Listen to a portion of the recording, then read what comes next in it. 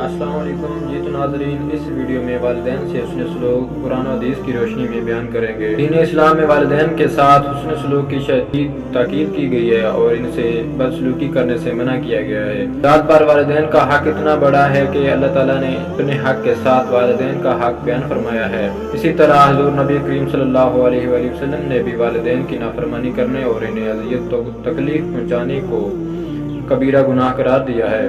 اللہ رب العزت نے قرآن مجید میں ارشاد فرمایا، اور اللہ کی عبادت کرو اور اس کے ساتھ کسی کو شریک نہ ٹھہراؤ اور والدین سے اچھا سلوک کرو۔ اللہ تعالیٰ نے سورۃ انعام میں فرمایا، آپ صلی اللہ علیہ وآلہ وسلم ان سے کہہ دیجئے کہ آؤ میں تمہیں پڑھ کر سناؤں کہ تمہارے رب نے تم پر کیا کچھ حرام کیا ہے، اور وہ یہ کہ اس کے ساتھ کسی کو شریک نہ ٹھہراؤ اور یہ کہ والدین کے ساتھ اچھا سلوک کرو۔ اس آیت مبارکہ میں اللہ تعالیٰ نے ایک تو شرک حرام ٹھہرایا اور دوسرا والدین کے ساتھ حسن سلوک کا حکم دے کر ان کی نافرمانی کرنے اور انہیں اذیت دینے کو حرام قرار دیا ہے۔ اسی طرح سورۃ بنی اسرائیل میں ارشاد فرمایا، اور آپ کے رب نے فیصلہ فرما دیا ہے کہ تم اس کے سوا کسی کی عبادت نہ کرو اور والدین کے ساتھ حسن و سلوک سے پیش آؤ۔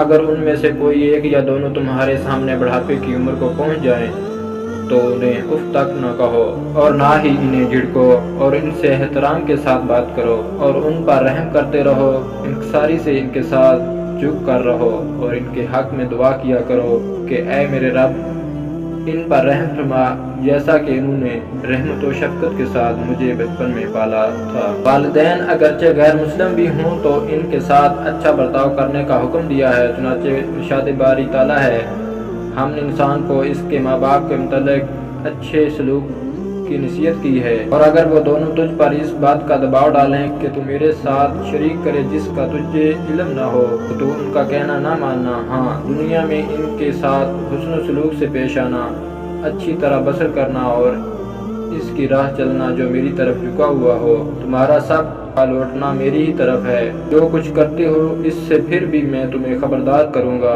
حضرت ابو ہریرہ رضی اللہ عنہ سے روایت ہے کہ ایک شخص نے حضور نبی کریم صلی اللہ علیہ وآلہ وسلم سے سوال کیا کہ اے اللہ کے رسول صلی اللہ علیہ وآلہ وسلم، لوگوں میں میرے حسن سلوک کا مستحق کون ہے؟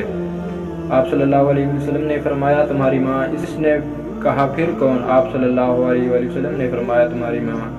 اس نے پھر کہا کون؟ آپ صلی اللہ علیہ وسلم نے فرمایا تمہاری ماں۔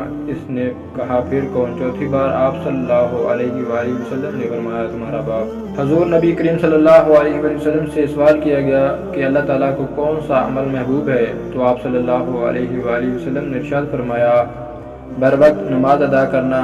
عرض کیا گیا پھر کون سا؟ آپ صلی اللہ علیہ وآلہ وسلم نے ارشاد فرمایا والدین سے نیکی کرنا۔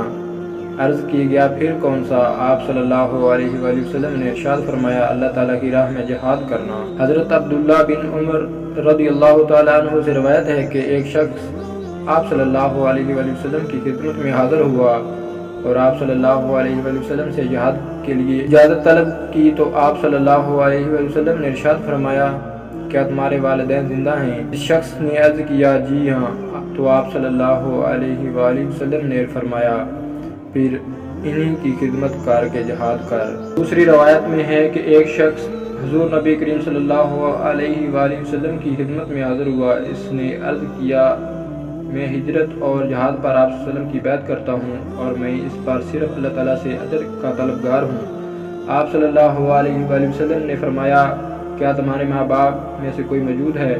اس نے عرض کیا جی ہاں دونوں زندہ ہیں۔ آپ صلی اللہ علیہ وآلہ وسلم نے ارشاد فرمایا کہ تم اللہ تعالیٰ سے اجر کے طالب ہو؟ اس نے عرض کیا جی ہاں۔ آپ صلی اللہ علیہ وسلم نے ارشاد فرمایا اپنے ماں باپ کے پاس جاؤ اور ان کے ساتھ اچھا برتاؤ کرو۔ جی تو ناظرین، امید کرتا ہوں کہ آپ کو میری یہ ویڈیو اچھی لگی ہوگی اور میرے اس چینل کو سبسکرائب کریں، دوستوں کے ساتھ اس ویڈیو کو شیئر کریں۔